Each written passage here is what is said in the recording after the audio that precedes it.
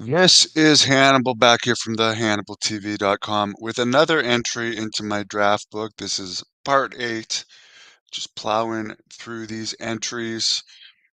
Before I get into part 8, since again this is live brainstorming, there's one last thing, and I sound like Al Bundy keeping going back to high school, but during my high school years, which is going back to part 2, just for whoever the authors is, one relevant thing that happened when I was in my senior year, on the anniversary of Columbine, a 15-year-old boy stabbed 5 people at my high school and tried to kill them. He was charged with attempted murder. I don't know what the result was or how long he ended up being in prison for, but for everyone that thinks nothing happens in Canada and it's very safe, this guy tried to kill 5 people at my high school. As I mentioned um, in that part, at that time, it was towards the end of my senior year. I was only going to school on the days of the rugby games and the practice days. I would just show up for the practices. I wouldn't even go to school because I already was accepted into college. I had exceptions into University of Buffalo and Simon Fraser. I ended up accepting the BC one. So I had no real reason to go to school other than to play rugby. So I missed the whole stabbing thing. I always wondered what would have happened had I been there for it, if I would have been able to do anything to stop it, but I wasn't there. Last thing about Stampede Wrestling. I was talking about an incident where this guy was trying to intimidate me, chopping the wall before a match, and the wrestlers were all like trying to egg me on. They was trying to intimidate me, and then he either got too beat up by the chops or had an asthma attack. The match only went 5 minutes. He ended up on the sitting on the ground in the dressing room after with the paramedics or whatever that were there. For anyone that didn't understand, I mentioned that was being taped for Hustle. They had sent cameras there because that guy that I was wrestling and another guy, Rod Rage, I think his real name was Jared Evans, were going to debut in this Hustle Japan promotion, and they wanted some footage of them having matches. And I think they just put me against this guy because he was going there and I was big. So that's it for that. And now for the WWE memories draft book, which was part 7.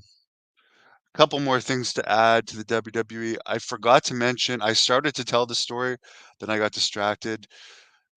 In Montreal in January 2005, the Big Show definitely was in the wrestler's dressing room because I remember him having a laptop and showing porn to everybody. By June 2005, which I think it was June 4th or something when I wrestled in Edmonton, I believe Rene Dupree, again, nice enough guy as far as getting me tickets for my girlfriend at the time goes. He, this was the second time he was wrestling on that Edmonton show. He got my girlfriend at the time from Calgary tickets to watch me at the SmackDown because she had come with me to the show as just like a trip, and we got a hotel and everything. And I guess whoever she was sitting beside knew the Big Show because it was like the section where everyone with free tickets was. And this person got her. I didn't see this, but she had no reason to lie about this. He got this person, it was another woman, got her backstage, and he was trying to convince my girlfriend to go in his bus with him, which she didn't do. Um, but yeah, so by that time, he had a bus.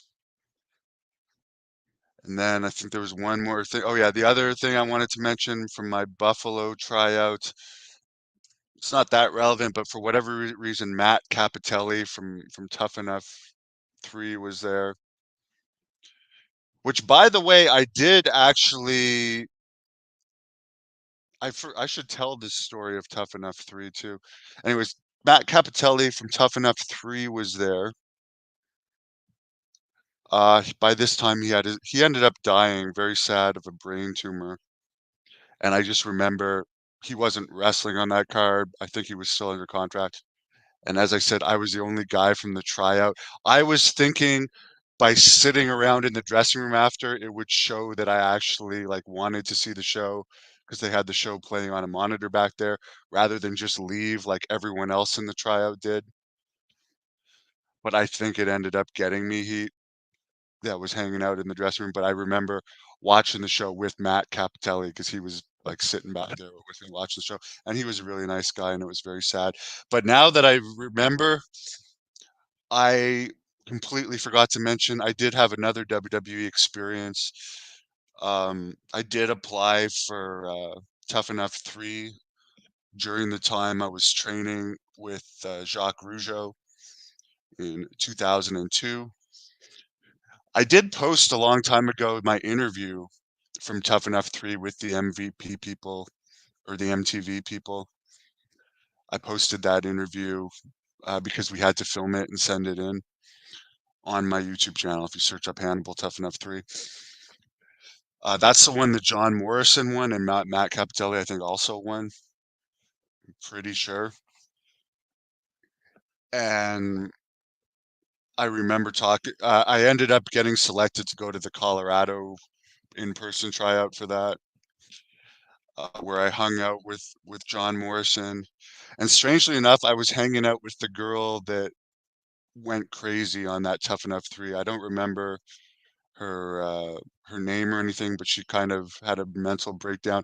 I was hanging out with her, and I honestly like if I had had better game back then, I probably could have like done something with her because we were like hanging out the whole time.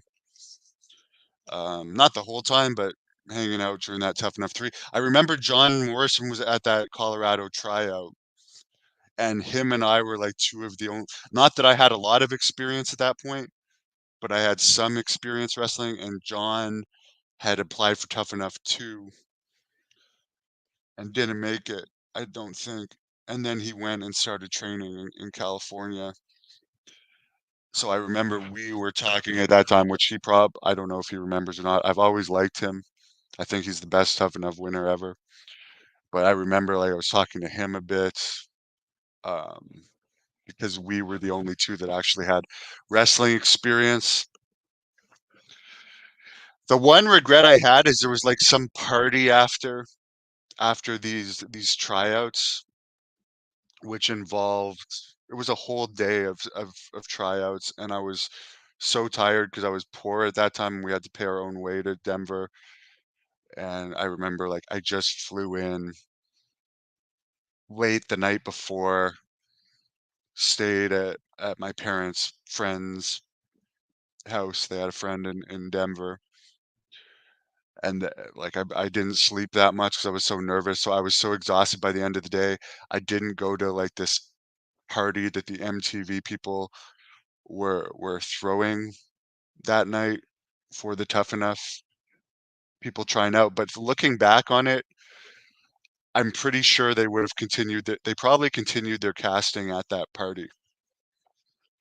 And I bet you they just watched how everyone interacted. And since I was a pretty wild person and still can be, but I try and avoid those situations now, I think there would have been a greater chance I would have been selected. There is a brief clip of me at the start of the very first episode of Tough Enough 3. I remember Al Snow was nice enough to call me to personally tell me I wasn't selected, and he said that he thought I should have been selected, but it wasn't up to him, and there was other factors. But I remember that it was really nice of him to call me, and I ended up wrestling Al Snow later in a match that Steve Austin even watched and put over on his podcast. But that's enough about Tough Enough. That was just another one of my WWE experiences. And again, this is a draft book. Whoever ends up writing it can pick and choose what they actually want to put in the book. And there's definitely more detailed memories I could tell. But here we go. IWA Puerto Rico. Okay, so as I mentioned, let's go back to 2005. Um, it was a weird situation. I mentioned that my relationship that I had at the time was with an older woman. Um, by around this time, which was like the spring of 2005, we lived in the same house, but I lived in the basement. I mean, we didn't. It was more of a situation that I didn't want to pay for my own. I was happy. I didn't like. We didn't like each other. She may have liked me, but she wanted to have a kid. I did not want to have a kid. Her biological clock, as she said, was ticking, and like so we were pretty much broken up. I lived in the basement. She was dating other people. I was actually dating other people. One of the people I dated briefly, I remember one day she was the only person in the office she was a secretary of. She called me. She wanted to have sex on the boardroom table in the office. That was pretty fun. But anyways, we were broken up, but we lived together. Yes, we would still have sex occasionally, but by this point there was like no plans of continuing on. I We had 3 chihuahuas and a miniature pinscher, and I remember the other thing that kept me with her is like I really have always liked small dogs, and the 3 chihuahuas like were like my babies, and they all slept with me downstairs. The miniature pinscher was hers. It slept with her upstairs, but, like, I also didn't wanna leave. I kind of had an attachment to the dogs, but it was more of, like, a practical situation. She had a nice house at that point, and, like, even though there was no future, I was alright living in the basement even though anyways, this didn't last very long because I ended up getting booked for IWA Puerto Rico, and that was pretty much the end of that relationship. Because I remember we said we were going to stay in contact. I think we had 2 phone calls there, but by that time I was around gorgeous Puerto Rican women, and it was easy. And I was also becoming a superstar there, so it was very easy to put the Calgary part of my life behind me. I mentioned before this match in the Stampede wrestling part, and I think I mentioned it or no, it was part of the Stampede, but I mentioned it for the WWE part. Bruce Hart had told me to turn heel at this show, and I did turn heel. I followed his instructions exactly on how to go crazy. And then when I actually got so much heat that the DJs um, were all mad at me, and there's people in the crowd all mad at me, Bruce denied all accountability for it. And then I ended up having like a 2-month breakup with Stampede Wrestling at that time, which was fine. Because I ended up going back to Eastern Canada and having like 5 or 6 wrestling matches and having WWE extra jobs. And then when I came back to Calgary, I made up. But why I'm bringing this up is, as I said, I got my WWE extra jobs out of sending that match to Tommy Dreamer, and I actually got my IWA Puerto Rico job from sending that match where I turned heel to Bushwhacker Luke. So for this match, I had to apologize for because I got heat. I actually ended up getting booked by both WWE and Puerto Rico out of it. So it's funny. It's kind of funny. So at that time, I actually wasn't expecting. I didn't even know Bushwhacker Luke worked for IWA. I remember I used to still buy wrestling magazines back then, and there was a whole article on the success of IWA Puerto Rico, and I think the Undertaker and Kane had wrestled there because they had a loose affiliation with WWE for a while, and the Godfather wrestled there, and there was like pictures of packed stadiums with a mixture of WWE and Puerto Rico wrestlers. So I was thinking, okay, I'm definitely sending a tape here, going to try and get booked here. I didn't even know where Puerto Rico was at the time. It's part of the United States. It's like a territory of the United States, but it's nothing like the United States, really, to be honest. Um, but anyways, I remember I got the call from Bushwhacker Luke, message on my answering machine back then to call back. This would have been, I don't know, around March or April 2005. They said they were interested in having me start in Puerto Rico in June of that year. So, of course, I said yes. The pay was only $400 a week, so basically $100 American a match.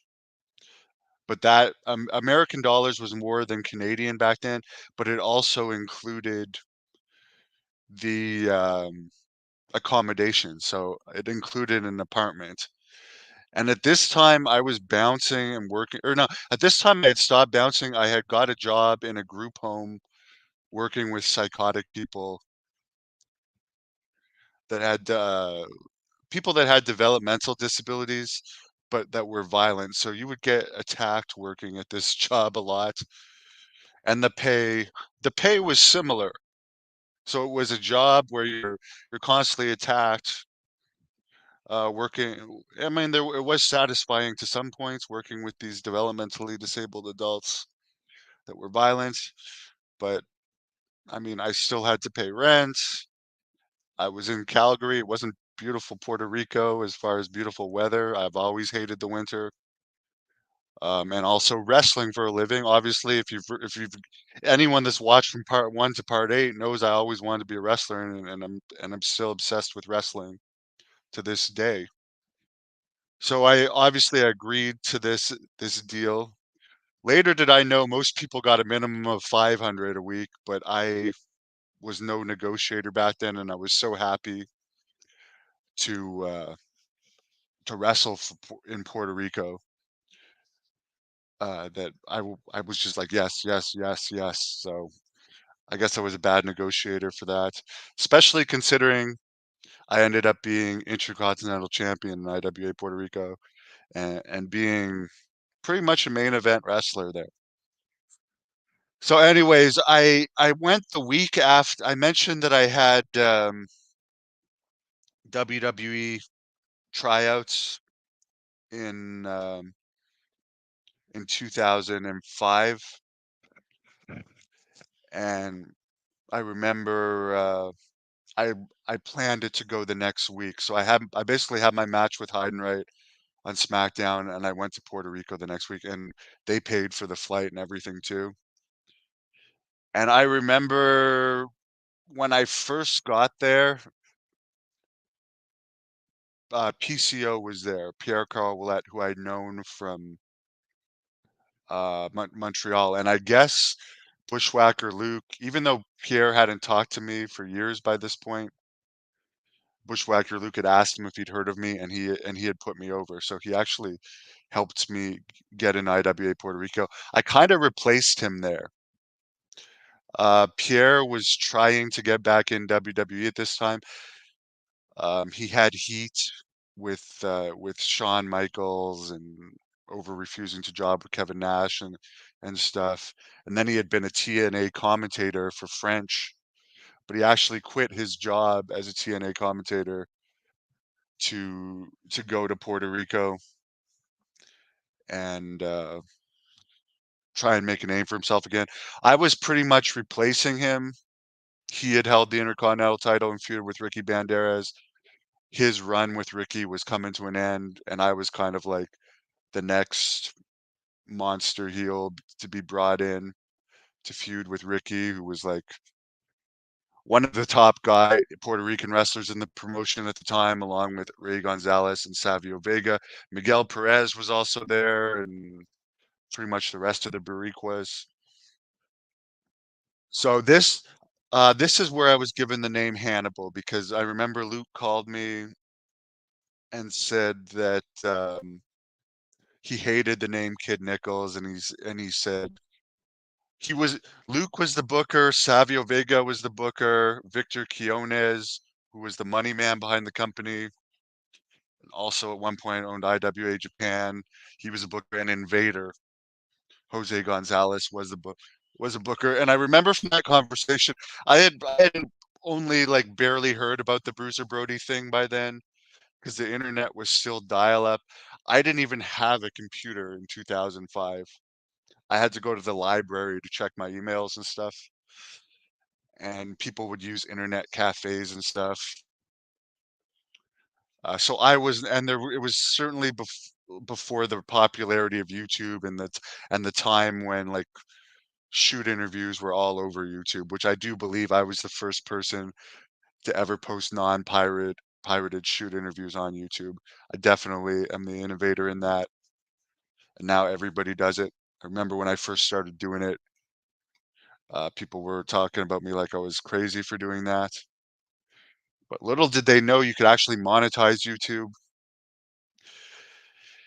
Anyways, the things I remember about that conversation was Luke said, "Your eyes look like Hannibal. They remind me of Hannibal Lecter. They remind me of Anthony Hopkins in the Hannibal movie. So I want to call you Hannibal." And the other thing he said in that conversation, why I was bringing up Brody, because he's like, Invader is one of the bookers here. Do you have a problem with that? I knew nothing about the situation other than like hearsay about the Brody murder. So I was like, I I don't care. It didn't bother me at all because I didn't know any. I hadn't even seen him one single Bruiser Brody match. I think the only thing I remember had heard about Brody was from reading Mick Foley's book. I think Mick Foley mentioned something about Brody. So, anyways, they brought me there. There was an overlap with PCO and and I don't know if I would have necessarily wanted to stay there if it wasn't for PCO. Kind of at first because it's very there's very poor parts of Puerto Rico. There's dogs, stray dogs running around everywhere. That part's very sad. You see like destitute people everywhere. There's the language barrier. Not a lot of people at that time spoke English. Um,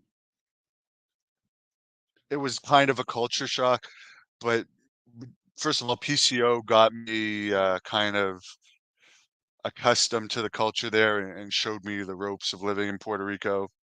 And of course, I ended up loving it. And then soon after, I met my future fiance, who pretty much took care of me the whole time I was in Puerto Rico, as far as driving me around, and I was fully in love with this girl. I was actually planning to marry her, and she made my time in Puerto Rico very nice. One of the best times of my life, looking back. At this time, there was two companies, IWA and WWC. IWA had 4 hours of TV a week. WWC had 4 hours of TV a week. So local wrestling was very, very popular. IWA was beating WWC. It was on a roll at this point. We were getting very, very good crowds in the thousands, and there was 4 events a week, one TV taping every week, and 3 house shows. I would drive with Bushwhacker Luke. I started off in the apartment with PCO. It was a very nice apartment. I mean, my room had its own bathroom. There was a pool. They were called the Golden Towers in Carolina, Puerto Rico. Um, it was in within walking distance to a gym, and this gym is where Eddie Colon, who was Primo Colon in WWE, worked out. So even though he was with WWC, I remember like him and I were gym friends, and that led to me eventually going to WWC. Um, but it was a great life because the drives weren't that long. And as I said, you wrestled 4 days a week, you had 3 days a week off. All the cable was paid, like the utilities were paid, the house was paid, and we made $400 a week. So I ate out like every single night, pretty much ate out every single night. It was fairly cheap to live there. I had great workouts, and the girl I was with and I were quite in love. And her parents were religious, so she would have to like leave. She could not stay at my house past 11 at night, but she could come back at like 8 in the morning. So it was kind of funny. She could be with me till 11. She'd have to leave to go home to sleep and then come back at 8. But we hung out a lot. I did go out with a few others. Actually, only one other person in Puerto Rico, and that was Nydia from WWE Tough Enough One. She was visiting her family out there. Um, she was like from Puerto Rico, and I remember when I first saw her, she was like hanging out backstage because obviously she had just got fired from WWE, and for whatever reason, we had some sort of connection. And I remember that I ended up going with her to like I ended up staying in a hotel, which was near her family's house, but I ended up on the days off the week that she was there, hanging out with her, and I think it was near Mayan West, Puerto Rico. Uh, we went to a like festival. She showed me around. She was, I very much enjoyed having sex with her. She was gorgeous, very sweet person. I was a huge mark for her, obviously. I do remember it was funny. The one time I had sex with her in the ocean. This was only like a week long thing. And going out with her, and there was nothing to it other than that. I don't think I ever talked to her after that week. Um, because I ended up getting more serious with my I had just met the girl that ended up being my Puerto Rican girlfriend like a couple days before I met Nydia, so it wasn't serious. And then I went right back to dating a Puerto Rican girlfriend, and we got very serious. But with Nydia, the funny thing was at one time at one of the points she took me to a beach and we were having sex like in the water of the beach, but very discreetly. And like she was just making the joke that does anyone actually realize what we're doing? 'Cause there was people all around, and this was in broad daylight. And I honestly didn't know and didn't care if anyone realized. But yeah, that was fun. That was one that was just like surreal moment.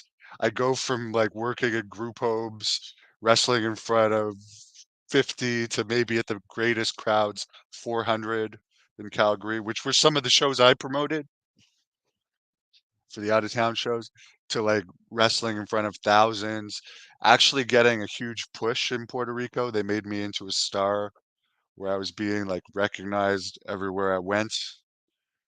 I remember they used X-Pac one of my first trips, and he was driving with us.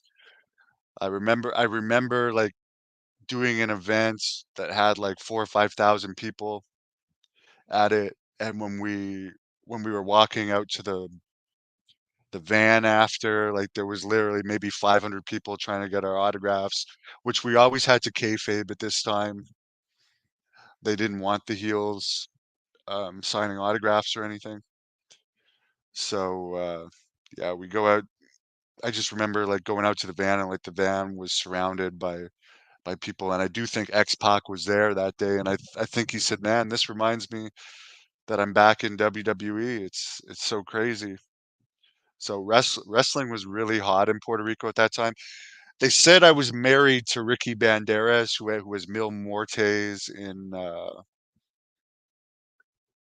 Lucha Underground and Judas Messias in TNA. We wrestled all the time. My first part in Puerto Rico, and I ended up winning the Intercontinental Championship from him.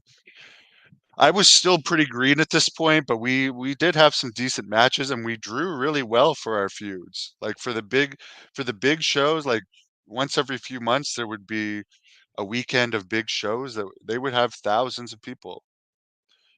And it was me, and then okay, as I was saying, when PCO moved out, it was Flash Flanagan, who was known as Slash Venom, that moved in to the apartment with me. We were friends, but like we didn't really hang out. At one point in time, he had like 9 girlfriends, 9 girlfriends, no joke. And they would come at different times of the day. They would clean the house for us.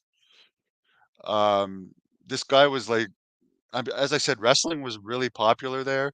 Maybe I should have made more use of my fame at that time there and like gone out with a bunch of girls.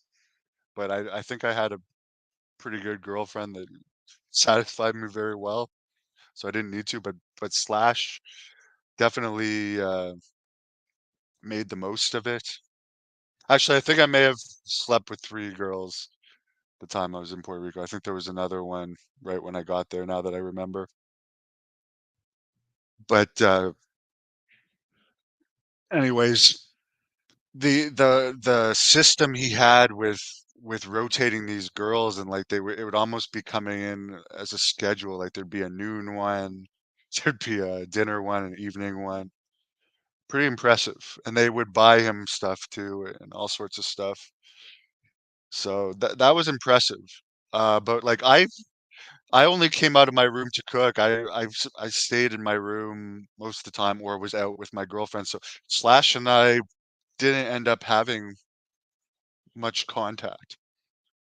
And then I mentioned in a previous chapter about Bison Smith, who ended up overdosing on somas in Puerto Rico. Um, he would it was a 3 bedroom apartment. He would come sometimes um between pro wrestling Noah trips.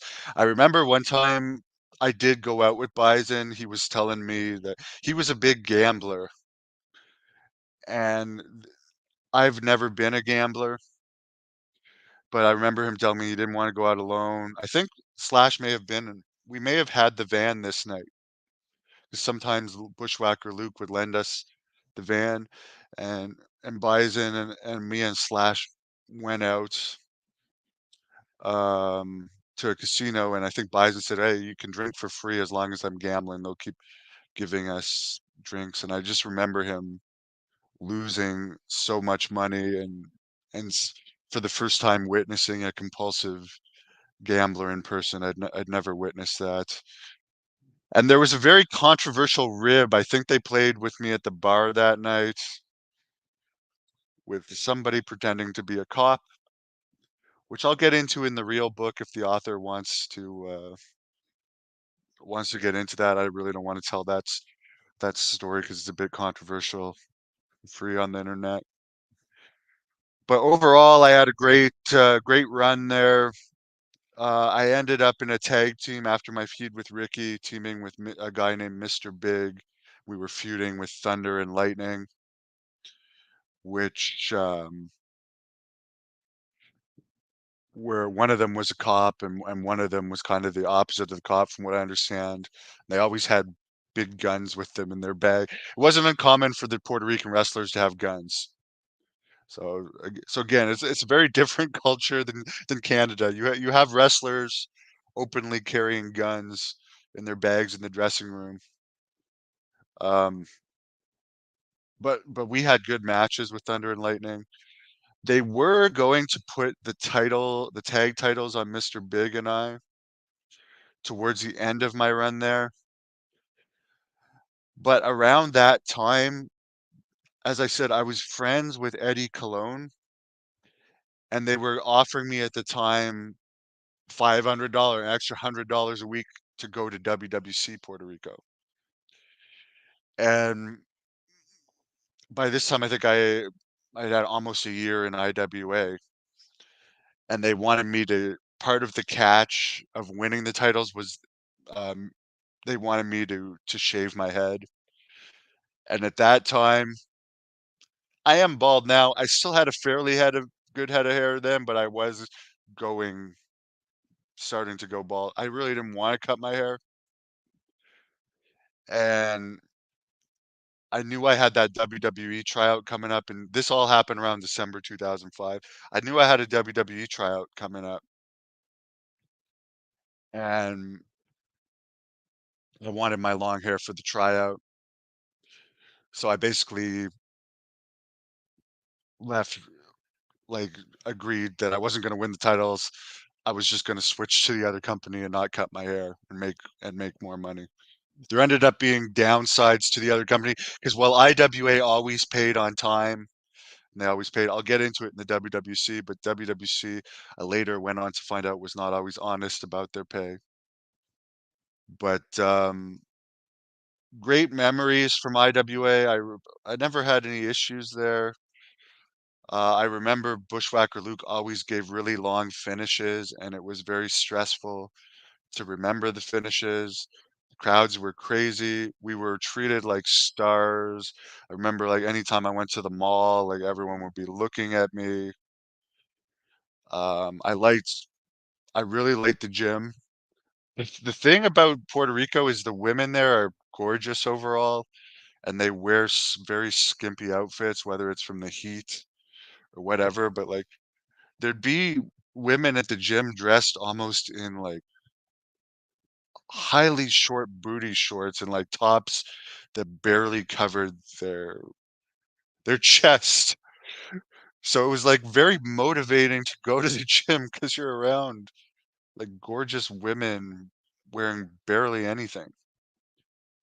I do remember before PCO left, PCO and I we ended up working out. Well, we'll go to England later. We ended up being workout partners in England too, but I really had great workouts with PCO in Puerto Rico for I think he was there maybe 2 or 3 weeks before there was an overlap, and some of the best workouts I ever had were with PCO. He really motivated me to work out hard. Though here's the one weird thing, about, Invader. Never really had any issues with him other than, like, my very last. It was funny because again, they always paid, but they were the office, I guess Savio Vega was always nice. I did do a few, never wrestled him in a singles, did some tag matches with him. I did a segment with, Miguel Perez, when I first came in where I beat him up and bloodied him up. Um, he was really nice, and again, he was in the office. Victor Quiones, controversial guy. I don't know if he was fully gay or half gay, but there was rumors that, over the years, certain wrestlers may have done stuff with him to get a push. Didn't have all that much connection with him other than the day every Wednesday we'd have to go to the office to do promos, and Victor Quiones was always in the office, so it was just a quick hi. Um, Nothing much. He was very businesslike, but again, he always paid on time. There was never any pay issues, and I was treated well there financially.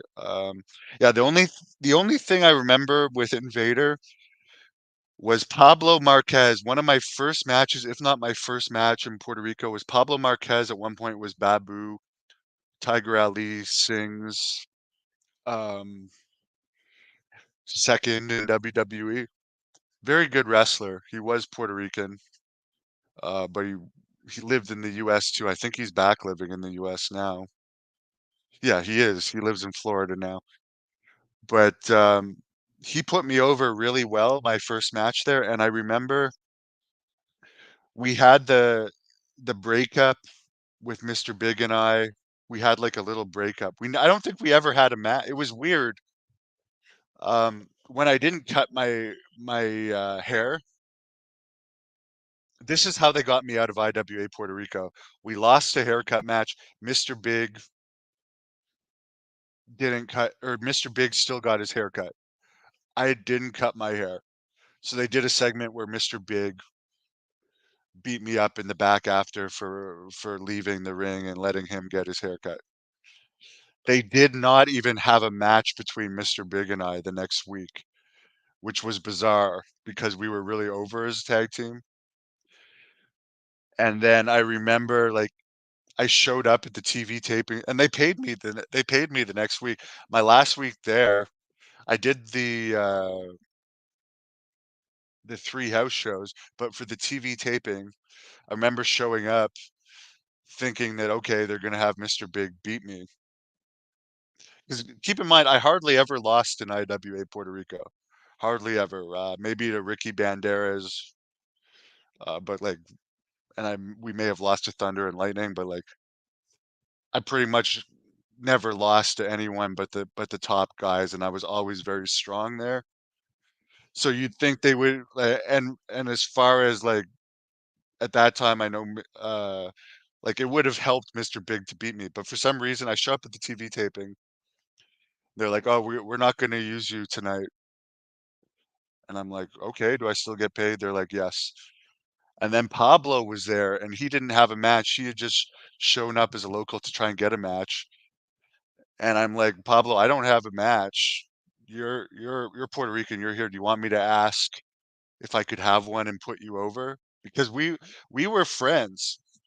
Like I don't to my knowledge, there was like as as far as the difference between WWC and IWA Puerto Rico, because people were actually getting paid in IWA Puerto Rico, there was some tension backstage as far as hierarchy, but I never had any issues with anyone backstage. Oh, there was one issue, which I'll get into after, but other than that, I was pretty much friends with everybody.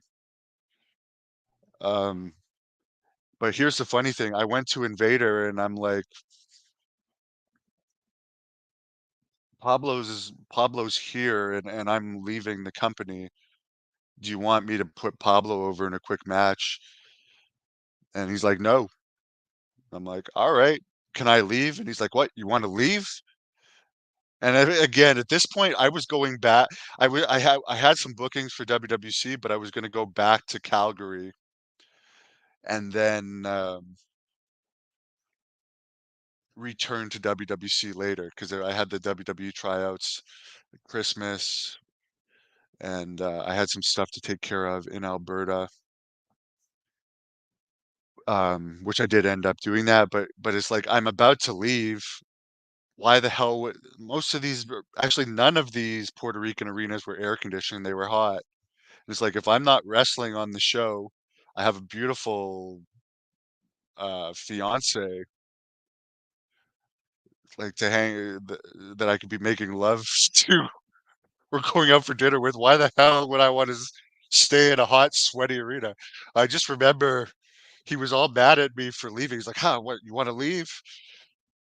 And I ended up leaving. Like, it's like I'm leaving this company anyways, and like, why am I going to just sit around this arena if you're not going to use me? I offered to put over Pablo,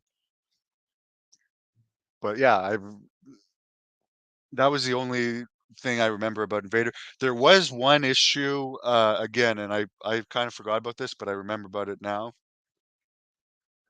When I first came in, they were giving me a bunch of job matches to get me over, and I was facing these two wrestlers, and I guess they were Shane, the Glamour Boy, who was a famous wrestler in Puerto Rico, and he wrestled in TNA a bit. I like him. We got like this was just a brief issue. Um, I was wrestling these two guys, and one of them bumped without even being touched. Completely everyone in the crowd just started laughing. And again, I'm getting my big push here. So I ended up to try and get my heat back, roughing him up a bit in the match. And I did get my heat back. I knew at least from my dungeon training how to get heat. So it's like when I came back to the dressing room, Shane was all mad at me because I had roughed up this guy. He's like, "Oh, you should have just done the spot again." And in my opinion, if the guy fucks up a spot and the whole crowd laughs, you don't pick him up and do the same spot again. You got to get your heat back. So again, I ended up wrestling Shane. Uh, there was no issues about it, and like the office wasn't mad at me about that either. They agreed that I had to get my heat back on that because in the end they just cut that spot out of the TV show, and it ended up being a brutal match. And it did get me over. There's no question I was over there. And I think one of the best parts about that Puerto Rico experience in IWA was just driving with Bushwhacker Luke to all the towns and hearing his stories. Thanks. Glad you're enjoying my stories, Dansky. If I remember anything, my next entry will be about WWC Puerto Rico. That's my memories of IWA Puerto Rico. Nothing but good. Even that little mishap with Invader at the end where he was mad at me about leaving. I mean, he was always the disciplinarian. I mean, I remember once. I mean, it was hot there, and I said the arenas weren't air conditioned. He told me not to wear shorts to the TV tapings. He was always the disciplined guy, but I never had any issues with him. The only time he was visibly mad at me was when I said, "Well, if you're not using me, I'm going to leave." I offered to do the job for a guy that would have benefited for me to job to. I would have jobbed to Mr. Big, but if you just want me to go on the other company without and remain strong, I'm not just going to sit in the back and twiddle my thumbs. Anyways, that's part 8, IWA Puerto Rico.